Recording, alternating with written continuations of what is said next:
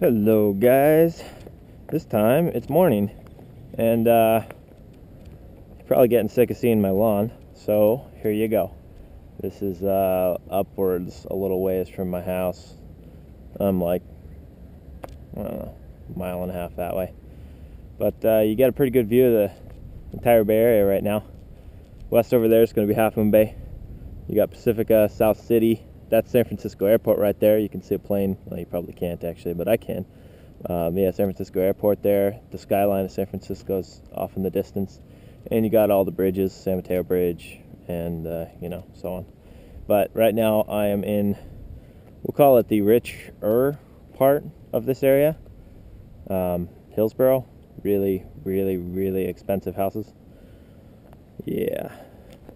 I'm down in the flat part. But I'm back out here with the X8. Had my prop explosion yesterday. That actually proved to be pretty fun. I was really really happy with how this thing works with redundancy. So I've got exactly the same setup. I replaced the broken prop and had to retighten a couple motor mounts because all those crazy vibrations were really shaking things apart. But we'll see how it flies. I got a little bit of open space, less wind, and yeah, we'll see. I'll need to continue to tune it too. Hopefully everything's still good. Didn't break anything.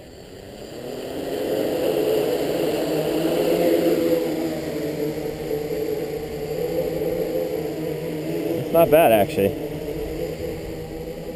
The only downside to this flying sight is it can be turbulent.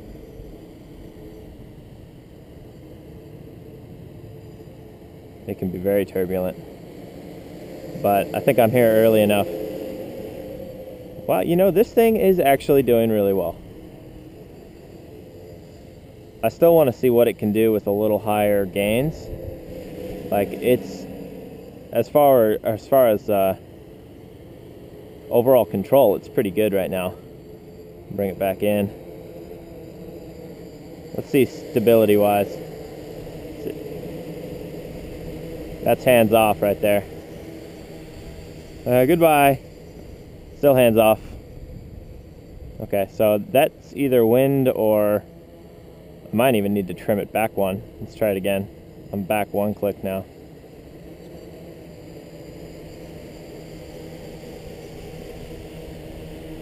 Okay, hands off.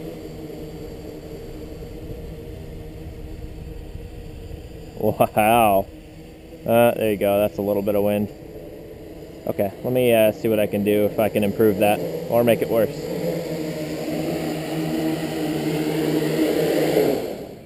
This is behaving like a completely different animal today, but it's not 30-mile-an-hour winds, so I'm going to put the P gain up a little more and then try to counteract more drift by upping the I gain.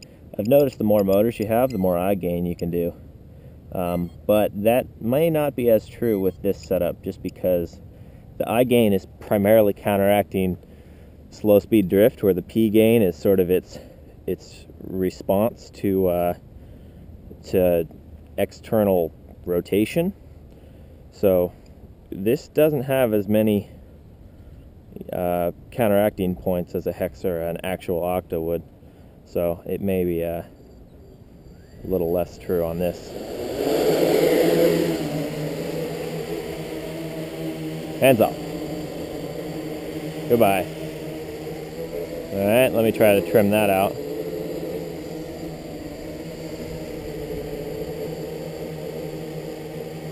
Okay, you can see a little oscillation.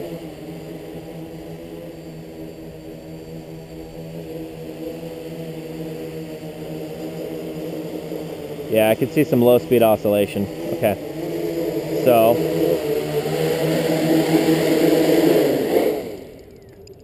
put it down.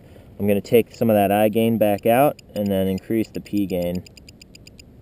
Go back 15 in the I. Oops. And go up 20 in the P.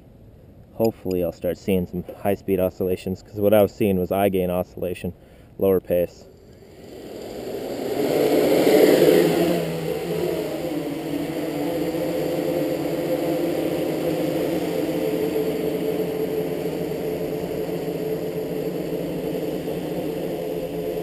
Not too bad.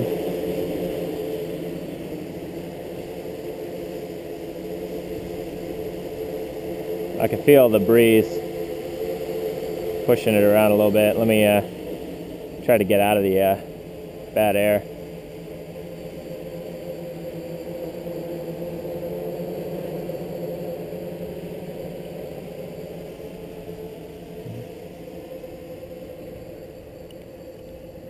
Yeah, I'm trying to trim it out. If it was 0 wind conditions, I think this thing would actually be pretty stable. I need to increase my P gain in the yaw. When I yaw and stop, it sort of wiggles back and forth a little bit.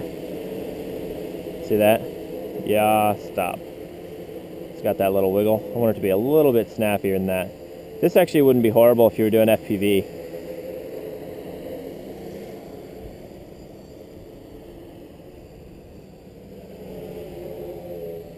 I really hope one of these motors doesn't give out, or one of the props is more likely. So people were asking why the prop broke. That's a damn good question, because it shouldn't. It really shouldn't. It's dangerous. There's two things going on here that I think caused it. One, the prop is garbage. These are not actual gem fans. I'm pretty sure they're copies of gem fans.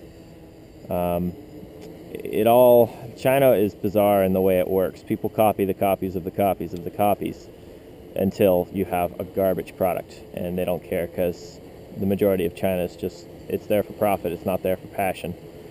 And I know the way the gem fans work with their basically how they supply the little adapter rings, and this did not look like a stock gem fan setup. So I got these from, I think, RC Timer, and I've had some issues with those props from them, and I do know for a fact, for certain reasons, that Hobby King has actual gem fans. So I'm going to stick with those, just because I don't trust these. It's not the first time I've had one of the 10x45s from RC Timer break on me in the exact same location, causing a crash, which is generally really bad. I mean, now it has a track record with me, and I'm not going to use them again. So, but the other thing that's going on is you have the top props pushing into the bottom props, so there's higher probability of a slightly less than perfect prop going off track. So instead of the blades tracking perfectly straight, it would potentially track out of line, which can result in really bad oscillations and just destruction of the prop. Helicopters have to worry about the same thing. You really need to track your blades. Yeah, so bad news for the prop, but good news for the X8. I am starting to like this thing.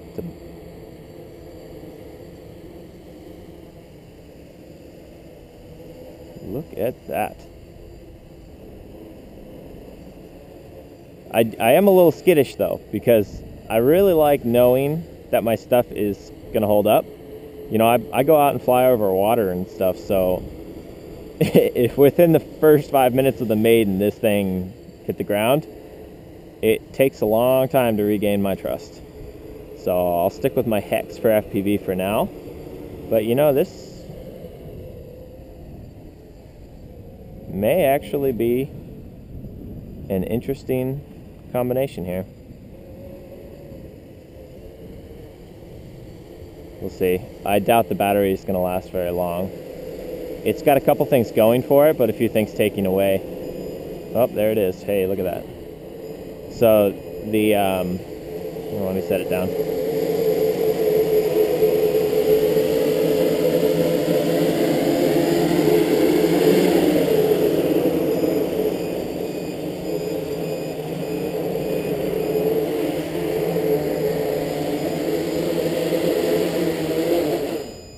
There we go. So the DT700s and 750s are really efficient. Like kind of blow away just about every other motor I've used. My second favorites are NTMs and then SK3s. SK3s I think come closest in efficiency, but the NTMs are just burly, really good magnets, and But these DT750s do have a very high efficiency curve, as long as they're being used within that curve. And roughly, I've found you're actually most efficient using like 10 by 4.7 slow flies, 10 by 4.5s, however they want to name it. Instead of pushing the bigger props, you can get away with 11 by 4.5s on a 3-cell. It takes you a little bit out of the efficiency curve, but when people start using 4-cell on them, it actually works pretty well if you're using small props, 9 by 4.7s and maybe 10 by 4.7s. But you know, there's an optimal spot, and I like these on a 3-cell 10 by 4.5. And it's not like I'm going to be lacking power with 8 freaking motors. But still, battery life didn't look that great. I mean, I'm hauling 4,000 milliamps on that, and it went out within this video, so maybe 8 minutes, something like that, 6 to 8 minutes.